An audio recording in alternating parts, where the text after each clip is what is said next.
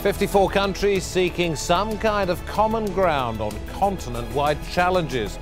African Union leaders meet to talk about security and good governance. But in what sense is this a union of any sort at all? This is Inside Story.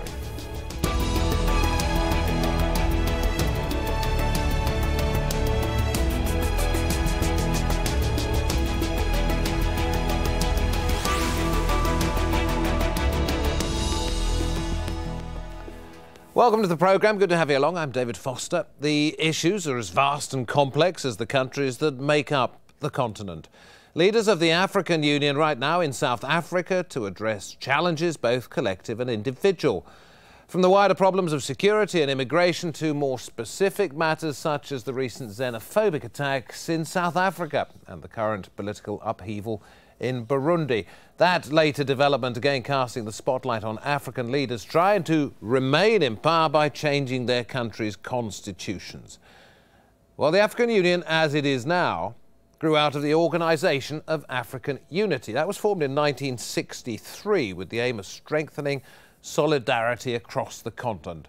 The problem was it was a time of many coups. There were 83 violent changes of government between 1952 and 1996 in Africa. And the OAU was derided as a dictator's club because of its reputation for failing to do much at all. Well, that changed when the organisation became the African Union in 2001, stating that governments which seized power unconstitutionally would be excluded.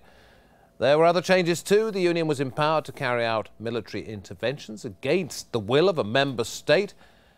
Yet, despite its stronger mandate, the African Union still criticised for its slow response to crises, most recently in places such as Mali or dealing with the Ebola outbreak across West Africa. Here is the view of some of the challenges ahead, both optimistic and not so upbeat.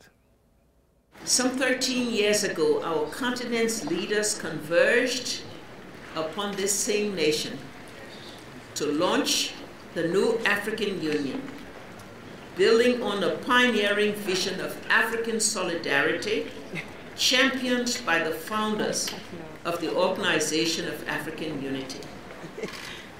We are all called upon to carry forward this vision, to build upon the innovative work of our predecessors to achieve their aspirations for Africa's development by fostering democracy and good governance in all sectors of our societies. Poverty, hunger, and diseases continue to work to wreak havoc on the African continent, while its vast natural resources are being exploited and exported in their raw or semi-processed form. African natural resources and commodities are beneficiated and value added elsewhere outside the continent, immensely benefiting those countries while African people continue to be impoverished.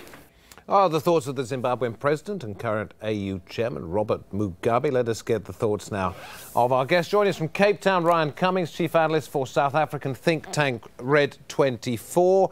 In Leeds in the UK, Adesoji Aneni, former lead consultant for the African Union on the African Peace and Security Programme, and completing our panel. In London, Joseph Ochieno, contributor for the New African magazine. Welcome to each one of you. Let me come first of all to you, Dr. Adesoji Aneni, and ask you if, as suggested, you believe that the African Union has come a long way, and what changes, good changes, let's start there, do you think there have been? Thank you very much. To start with, I must emphasize that I quite understand and appreciate the skepticism of people regarding the African Union. But if you look at ever since the organization has been transformed from the OAU into the African Union, a number of steps have been taken to make sure that it's a transcontinental organization to address the issue of governance, security, and development. I will mention a few of them. The first is in the area of norm setting, actually. The African Union has been able to set a number of norms that guide governance, security, and development in Africa. One of them is the delegitimization of the unconstitutional takeover of power in Africa. For a very long time, like you rightly said in your earlier presentation, African leaders are known to be dictatorial in their tendencies, and they have some spirit of Sithitism, and they have some coalition among themselves to ensure that they stay for a very long time in power. But since the emergence of the African Union, this has greatly reduced in a number of ways. Democracy is now being celebrated across Africa. More African countries are under democratic governance other than before. Secondly, if you look at the area of political legitimization of the activities of Africa, or of the African Union actually, and coordination, especially in its peace and security program, African Union provides a platform for continental-wide approach towards resolving security challenges in Africa, irrespective of the imperfection that might occur when these things have been taking place. You have to give them credit for that. Okay, so you're talking about the fact then that... thirdly, let me move on to Joseph Ochiena. We will be coming back to you again, Dr. Anani, a little bit later. The suggestion there, Joseph Ochiena, that it is perhaps in offering its military might as an organisation that it has come the furthest in trying to settle intercontinental or international disputes within the continent of Africa. Do you go along with that? I mean, as I said, to an extent, we can say that the AU has moved slightly farther than where the Organization of African Unity was. But to suggest that the changes that have taken place, particularly on the question of so-called democratization process, particularly the question of coups, that is actually something which has been driven locally, is probably to give it too much credit. Yes, I think African Union has, where military coups have taken place, come together and say no. But I think while we are saying that we need to look at the context, historical context, some of the things that are actually happening today are happening because of the wider questions of globalization of politics, rather than as something that we should be giving credit to the African Union. I think if only the African Union were able to take the view they did, for example, when leaders change constitutions to stick onto power, when developments like the one in Burundi come in and then they take particular positions, or when new conflicts emerge in South Sudan and they simply say that no, this is not within our norms, this is not the new Africa 50 years after independence that we want to be, we are not going to take that. I think those to me are slightly the tougher decisions. But you know, we can actually have constitutions which are very nice, sweet words at Addis Ababa, but you're talking about individual countries here. You're talking about nation states, not the African Union. Can I come back to that in just a moment and bring in Ryan Cummings? Unless I will come back. You have another chance in just a moment. But you're talking about what's happening to individual countries trying to change individual constitutions. Whether the African Union has a say in that or not, we will debate a little bit later. But Ryan Cummings, this was initially put out there to be like the initial common market of Europe, which has moved on into the European Union, and it has no tariffs. There are no visas required to get between countries. And the African Union latterly wanted to model itself on that. And yet it is a country riven by barriers. Is there going to come a time when those barriers come down and the African Union becomes a proper union? Well, I think it's firstly a bit difficult for me to comment on the barriers and the regulations and restrictions between countries within the organization.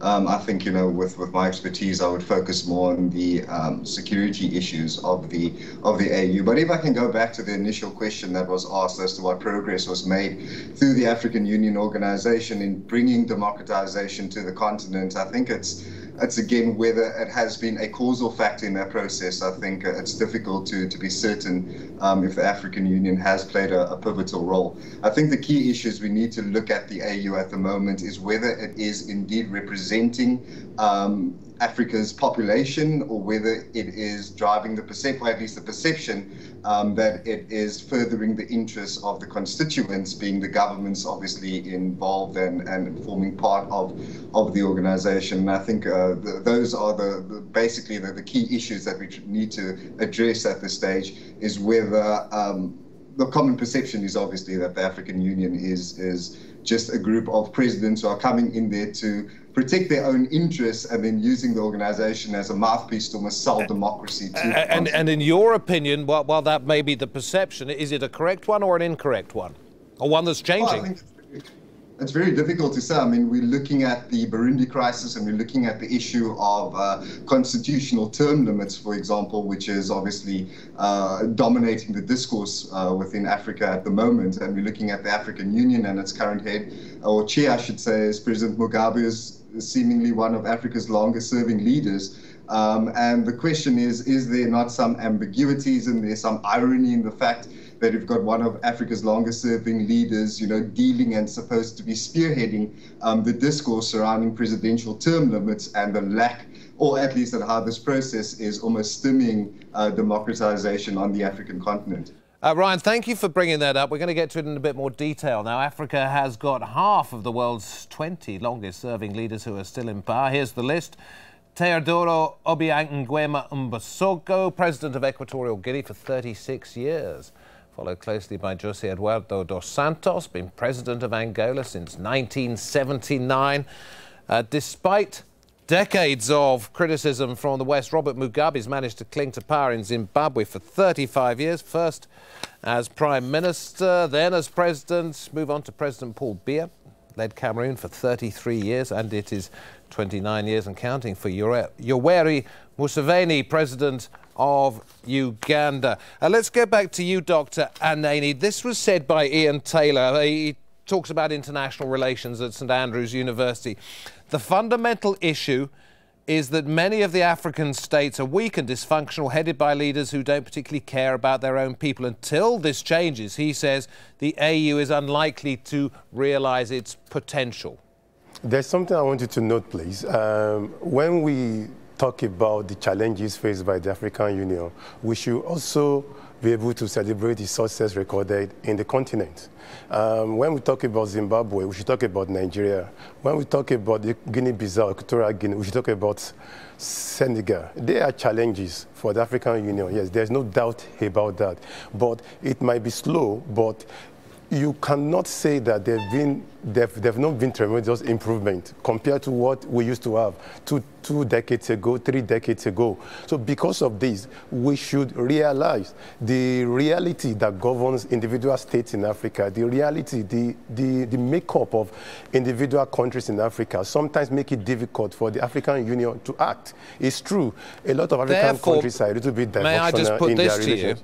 Is it possible to have any kind of meaningful union when you have so many differences between the nation states? We should not look at governance alone. Let's look at the issue of peace and security. Let us look at the issue of women, issue of social integration. Actually, gradually, there have been a lot of areas in which improvements have been made, definitely. And I know that when it comes to the issue of governance, there are a lot of challenges coming up. Beyond the role of the African Union, I want you to know that even within these countries themselves, there have been some level of discontentment against these leaders. And I will say that it's quite important for the African Union to step up. But the central thesis of my position is that just because there have been some setbacks, just because there are some challenges, that doesn't mean that the African Union is not fit for purpose. Joseph Ochiene, some of the successes listed on different websites, and you will have your own opinion about whether these are the right ones or not.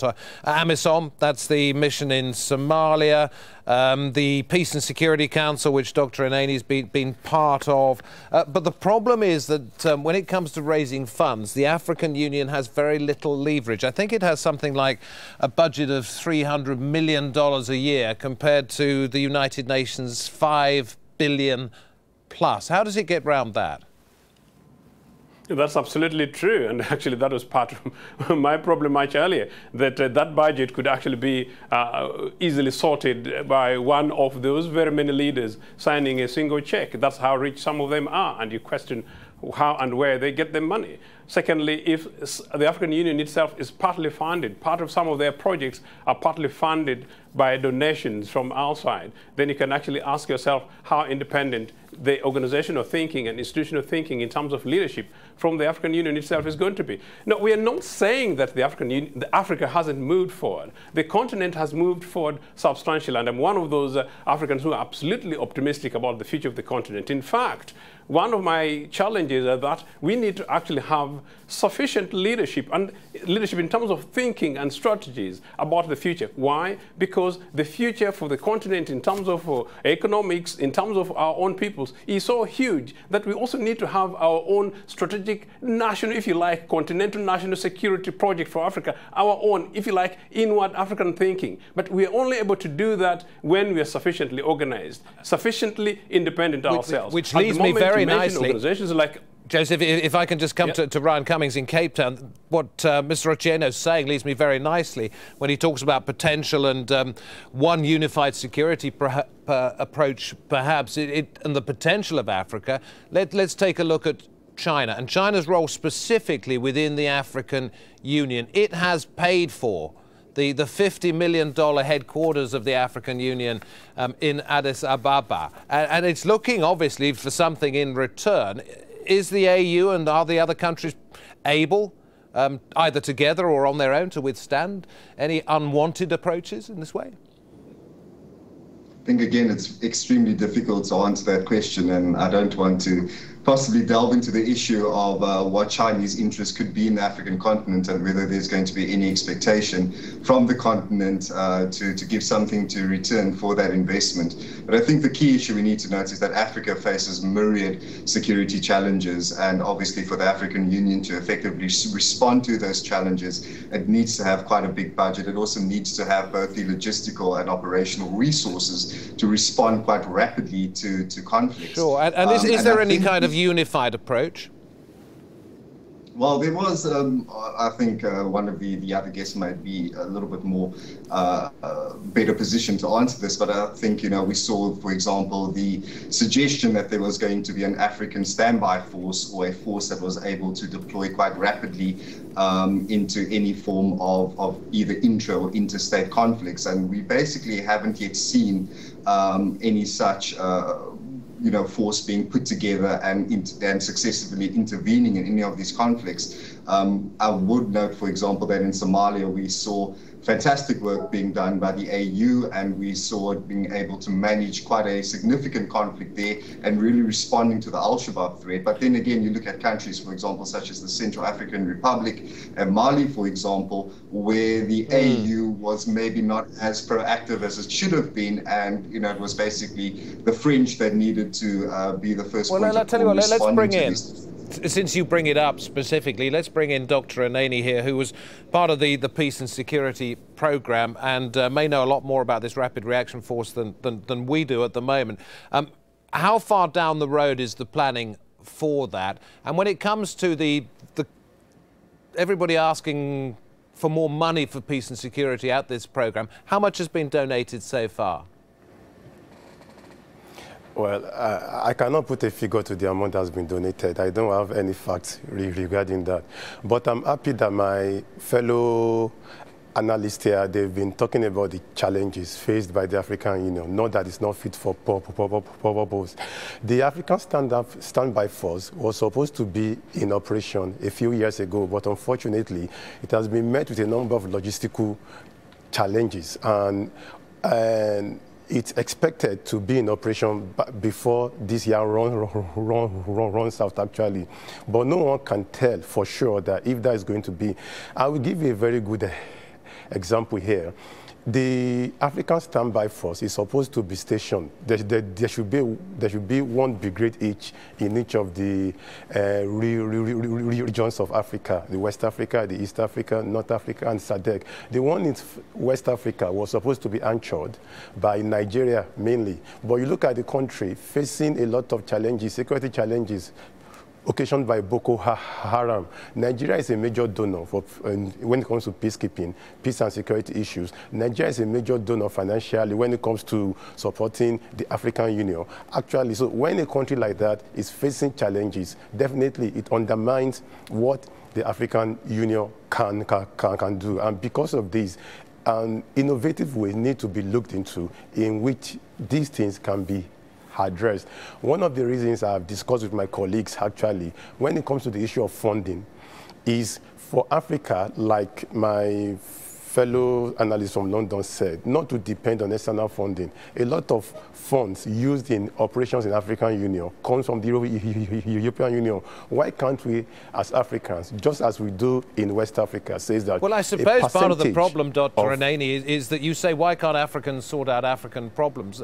The fact is that Africans, by and large, may want to do that, but they're not prepared, the governments, that is, a lot of these countries, to put their hands in their pockets and arrange it. So let me move on to Joseph Ochiene, because this was a point that Joseph brought up earlier on. Can something like that be overcome? Because at the moment, if we look at so many conflicts, Mali, for example, where the French went in and was such a large presence, African Union forces too, but to bring in the former colonial powers to sort out Africa's problem is hardly taking Africa forward in many ways. It is sickening to me, David, and one of the reasons is because, and I think we're slightly just glossing over it, there is a question of external interference, and there is a question of selling out by some of these African leaders on some of the strategic issues. It's very rare that the African Union comes together as a continent or even as regional bodies to look at, for example, let's just give an example, South Sudan. What are the root causes of the conflict? Are regional leaders able to come together and focus on the real issues? Is the African Union able to come together and focus on the real issues? Are then African leaders able to stand as a continent and say that, for example, when it comes to terrorism, granted, after the root cause of some of these other things are external, say that, look, whatever is happening in Somalia, we can afford $500 million. You, the rest of the international community, you're going to provide the other half. And by the way, there's a justifiable reason, because some of these root causes of these issues are back into your places in London or indeed Washington. Let's go full circle. African leaders need to do. They are not able to do that because they're not sufficiently independent. We must try and answer the question, is the African Union fit for purpose? I think we've got an idea here, but let's get Ryan Cummings to wrap this one up for you. Your speciality is security. In regards to that, is the African Union doing a good, adequate or poor job?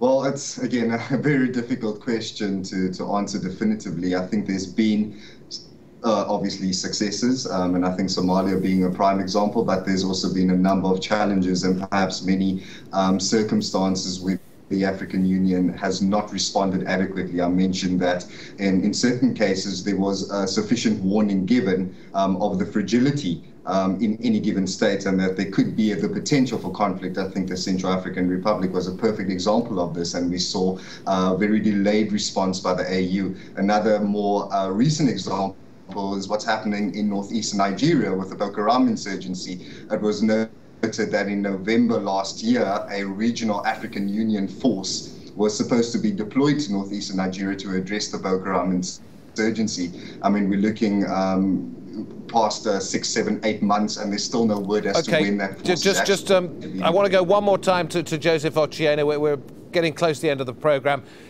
Give us your 1-2 on where you think the African Union could move on in the next 5 years and where you think it needs to change immediately. I think very quickly they need to have a one voice on an Africanist agenda, whether it's something to do with gender or perhaps youth development. I think the big challenge is unemployment on the continent. The continent needs to think together and coercively focus on creating opportunities for youth. But they also need to speak together on the question of migration. I really detest the idea of seeing Africans jumping into the seas of Europe and African leaders being definitely quiet about it. And Dr. Anani, one last word from you. I'm afraid it's got to be awfully short. You're pleased that the African Union is still there after starting in 1963. You think it's come a long way? African Union has come a long way. I'm happy that African Union is there, and I recognize the fact that there's rooms for improvement in the area of funding, coordination, and carving a niche for itself in terrorism, in human trafficking, and other challenges facing contemporary Africa.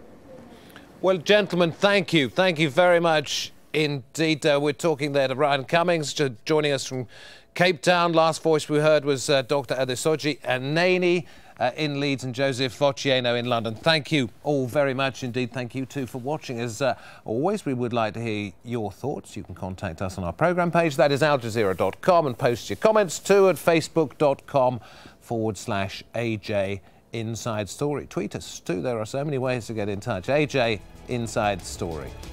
From me, David Foster, and the whole of the team, our special subject tonight has been the African Union. Is it a union? Is it good for Africa? See you next time. Thanks for watching. Bye-bye.